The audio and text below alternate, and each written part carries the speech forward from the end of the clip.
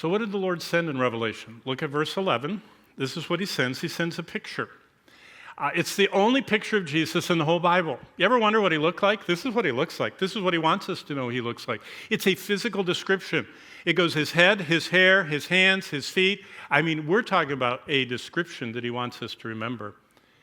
It's the only word picture describing God the Son, Jesus Christ, and it has 7 elements: hair, eyes, feet, voice, hands, mouth, and face, to reveal Christ. And what does it reveal? What does this word picture do? He's eternal. That's the white hair. Every time we see that, like in Daniel and everywhere else, it's the eternality. His omniscience, those eyes that are like piercing laser eyes. He can see through the fog. He can see through the dark. He sees everything. He's got those feet that are glowing like they came out of the furnace, like brass from the furnace. It speaks with the Old Testament and with the materials of the tabernacle of justice and righteousness. His voice like the sound of waters. Remember, it says in the Psalms, Psalm 29, that his voice shakes the earth. It speaks of his all-powerfulness. But his hand. You know what Jesus was always doing? Touching people. And when he touched people, if they were unclean, that made him unclean. And it was a lesson to us. He had compassion. He touched lepers. He touched sick people. He touched demonized people.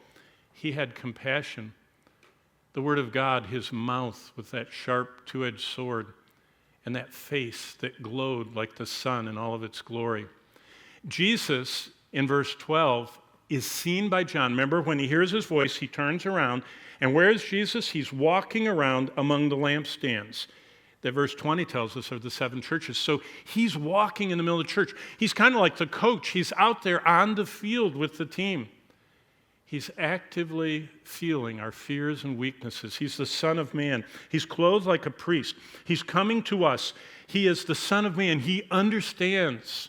In fact, the ancients used to put it this way, that the Son of God became the Son of Man so that the sons of men could become sons of God. And so what they're saying is he became like us so that he could rescue us.